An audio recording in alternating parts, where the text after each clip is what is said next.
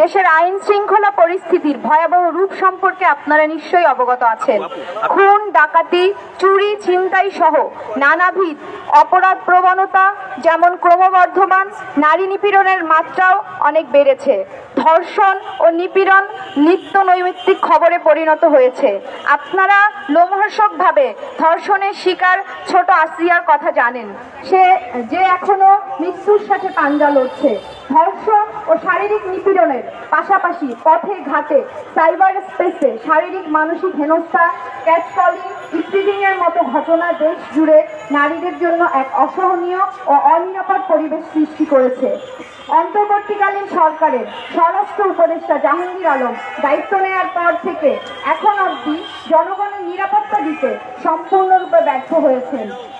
শুধু তাই নয়, বিভিন্ন ঘটনার প্রেক্ষিতে তার দায় সারা, এমনকি দায় অস্বীকার পূর্বক আত্ম অহমিকাপূর্ণ বক্তব্য সম্বন্ধেও আপনারা নিশ্চয়ই অবগত আছেন।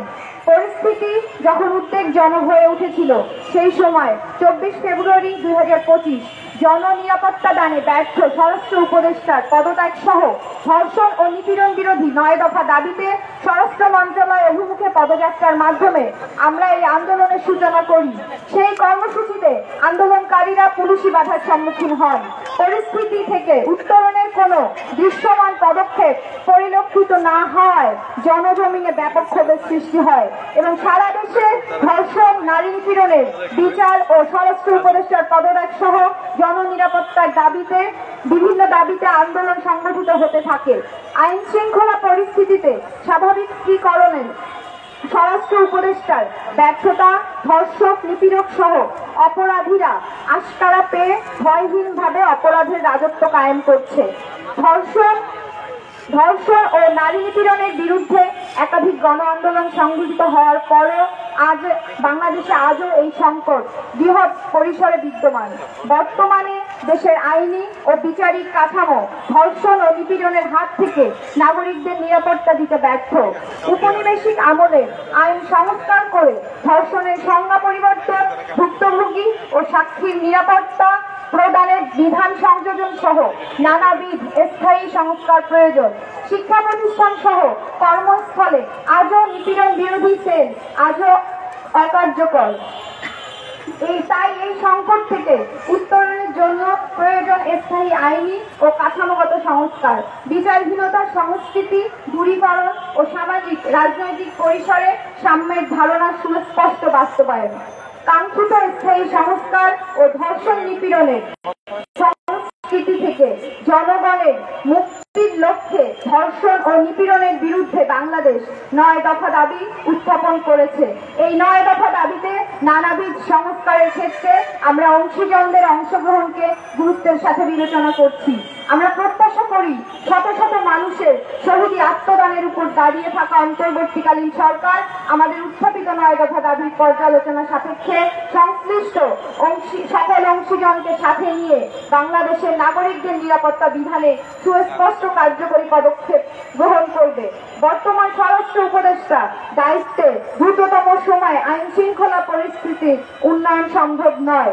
ফলত নাগরিক নিরাপত্তা নিশ্চিতের পূর্ব শর্ত হিসেবে আমরা স্বরাষ্ট্র উপদেষ্টা জাহাঙ্গীর আলমের অপসারণ সাপেক্ষে দ্রুত স্থায়ী সংস্কারের পথে সরকারকে হাঁটতে দেখব বলে বিশ্বাস রাখতে চাই। অন্যান্য জনগণের মুক্তির সংগ্রাম জনগণকে চালিয়ে যেতে হবে। শহীদ আবু সাইদ, শহীদ রিয়াকত, শহীদ ওয়াসিম নাসিফার রক্ত বৃথা যেতে পারে না। বন্ধুগণ, আমরা অবাক হয়ে দেখলাম গত 11 মাস ধর্ষণ ও নিপীড়নের বিরুদ্ধে বাংলাদেশ প্ল্যাটফর্মের উদ্যোগে 9 দফা দাবিতে পদযাত্রা ও প্রধান উপদেষ্টা বরাবর স্মারকলিপি প্রদানে শান্তিপূর্ণ কর্মসূচিতে পুলিশ প্রথমে হামলা করেছে। তারপর ডিএমপি রমনা বিভাগে সিভিল ড্রেসে থাকা এসপি আব্দুল্লাহ আল মামুন ন্যাক্কারজনকভাবে পিছন থেকে অতর্কিত হামলা চালায়।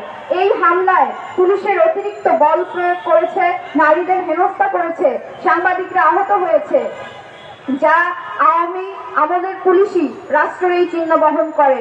এই হামলায় সুমাইয়া আক্তার, মেঘমোল্লার বসু, আহমেদ আরাফ, তাসমিয়া নেবুলা, সাজিদুল ইসলাম, অং মার্মা সহ অন্তত 15 জন আহত হয়।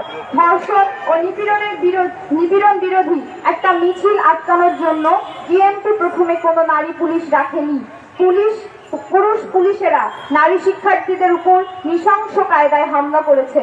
আন্দোলনকারীরা আত্মরক্ষার্থে পুলিশকে মোকাবেলা করেছে এবং কয়েকজন পুলিশ সদস্য এতে আহত হয়েছে বলে আমরা জেনেছি, যা অপ্রত্যাশিত। ধর্ষণ ও নিপীড়ন বিরোধী আন্দোলনে নারীদের উপর এসি মামুনের ন্যাক্কারজনক হামলা আবারও পুলিশের গণবিরোধী চরিত্রকে উন্মোচন ঘটালো। ধর্ষক, নিপীড়ক, খুনিদের ঠেকাতে ব্যর্থ পুলিশ বাহিনী গণমানুষের ক্ষোভের বিচ্ছুরণ ঠেকাতে নিয়মতান্ত্রিক আন্দোলনে বল প্রয়োগ করছে। এই হামলার দায় পুলিশ প্রশাসন, স্বরাষ্ট্র উপদেষ্টাকে নিতে হবে। এই হামলা চলমান আন্দোলনে স্বরাষ্ট্র উপদেষ্টাকে অপসারণের দাবি যথার্থতা প্রমাণ করে। এই নৃশংস পুলিশি হামলার পর আমরা দেখলাম এই ন্যায্য আন্দোলনকে বিতর্কিত করতে একদল মানুষ সংঘবদ্ধভাবে উস্কানিমূলক অপপ্রচারে লিপ্ত হয়েছে।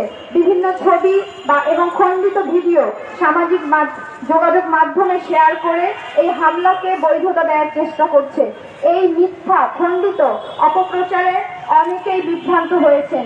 বিভ্রান্ত না হয়ে সকলকেই ধর্ষণ ও সকল প্রকার রাষ্ট্রীয় নিপীড়নের বিরুদ্ধে শক্তিশালী অবস্থান গ্রহণ করার আহ্বান আমরা জানাই।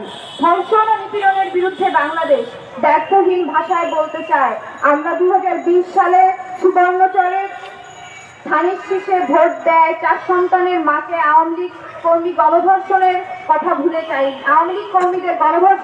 ভুলে যায়নি। আমরা ভুলে যাইনি সিলেটে এমসি কলেজে ছাত্রলীগের সন্ত্রাসীদের দ্বারা স্বামীকে বেঁধে রেখে স্ত্রীকে ধর্ষণের কথা। তনু ও মুনিয়া হত্যার বিচার না পাওয়ার কথা আমরা ভুলে যাইনি ছাত্রলীগ, যুবলীগ, আওয়ামী লীগের সন্ত্রাসী, ধর্ষক, নিপীড়কদের হাতে আক্রান্ত হওয়া বাংলার হাজারো মজলুমের আত্মচিৎকার। বর্তমানে চলমান হামলা মামলার ঘটনাগুলো আওয়ামী লীগের দীর্ঘদিনের খুন, ধর্ষণ, নিপীড়ন এবং বিচারহীনতার সংস্কৃতির এই ধারাবাহিকতা। গতকাল বিকেলে আমরা হতবিহ্বল হয়ে লক্ষ্য করলাম পুলিশ রমনা মডেল থানায় সেই আন্দোলনকারী এবং আহত একজন সাংবাদিক সহ 12 জন শিক্ষার্থী এবং 70 থেকে 80 জন অজ্ঞাত ব্যক্তির নামে দাঙ্গা সৃষ্টির মিথ্যা মামলা দায়ের করেছে। আরো অবাক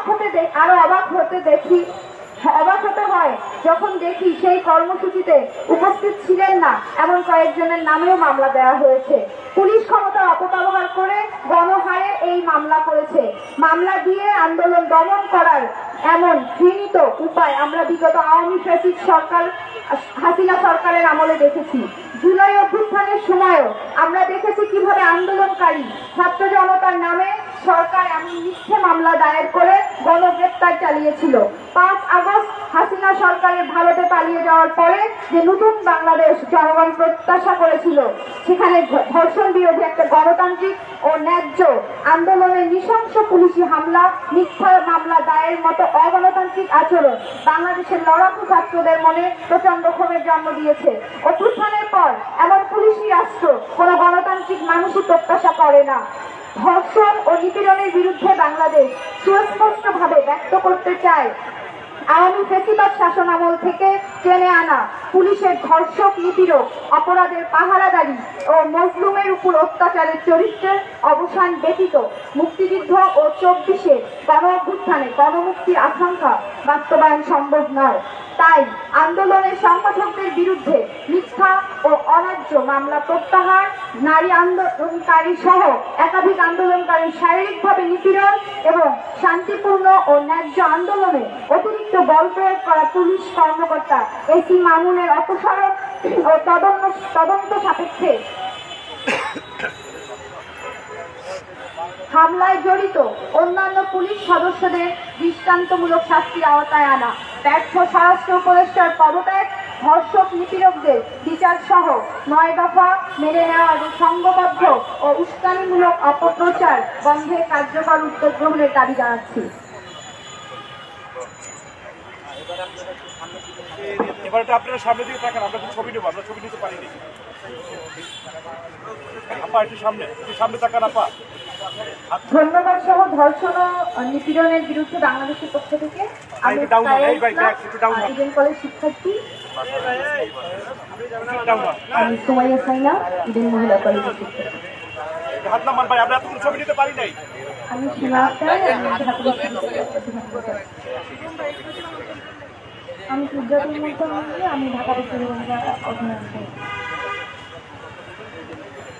আমি জাহরাত আজিফা, ঢাকা বিশ্ববিদ্যালয়ে অধ্যয়নরত। আমি অর্থ একজন, ঢাকা বিশ্ববিদ্যালয়।